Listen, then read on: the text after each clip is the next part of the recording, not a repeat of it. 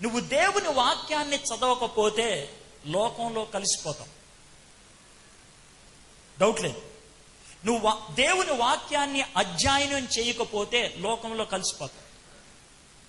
నిన్నెవ్వడో ఆపలేడు. Nobody can stop you. ఒక funny incident చూపిస్తాను. మా ఇంట్లో చాలా ఏళ్ల క్రితం జరిగింది, మేబీ 5-6 years క్రితం అనుకుంటాను. మా పెద్ద పాప అప్పుడు మేబీ 6th క్లాస్, మా చిన్న పాప అప్పుడు 1st or 2nd క్లాస్.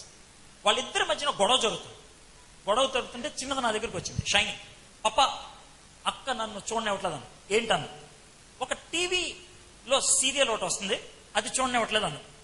అంటే ఏం సీరియల్ అమ్మా అన్న? చోటా భీమ్ అన్న.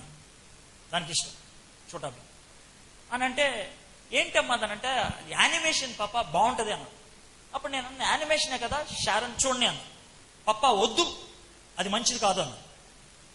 యానిమేషన్ కదా, ఏంటి మంచిది కాదంటే వచ్చి చూడను అంటే, ఓ పక్కన షారన్, ఇంకో పక్కన షైనీ, మధ్యలో కూర్చొని చూస్తున్నాను.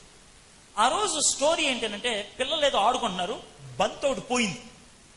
దానికోసం వెతుకులాడుతూ చాలా టెన్షన్లో కూర్చుంటారు. ఎవడో ఒకడు అంటాడు, చోటా భీమ్ వస్తే దొరుకుద్దని. ఆడు వస్తాడు గాల్లోంచి ఎగురుకుంటూ, వచ్చి మొత్తానికి బాల్ ఎతికిచ్చేస్తాడు. ఆడివ్వంగానే ఆడు వెళ్ళిపోతాడు. ఇదంతా జై భీమ్ అనుకుంటే వెళ్ళిపోతారు. అది ఎపిసోడ్ అయిపోయింది. అది చూడంగానే నాకు కూడా కొంచెం బాధ అనిపించింది. ఇంత చిన్నది, అది చూస్తే ఏ విధంగా ఫీల్ అవుతుందా అని ఎలా చెప్పాలో అర్థం కాక, షైనీ వద్దులే అన్నాను. అని అంటే మా షైనీ 2 questions అడిగింది. ఆ 2కి నేను జవాబు చెప్పలా. నెంబర్ 1 ఏ అన్నది.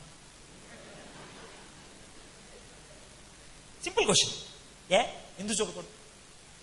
రెండో క్వశ్చన్ ఇంకా టఫ్, నువ్వు కూడా చూసావుగా ఎప్పుడు అన్నది.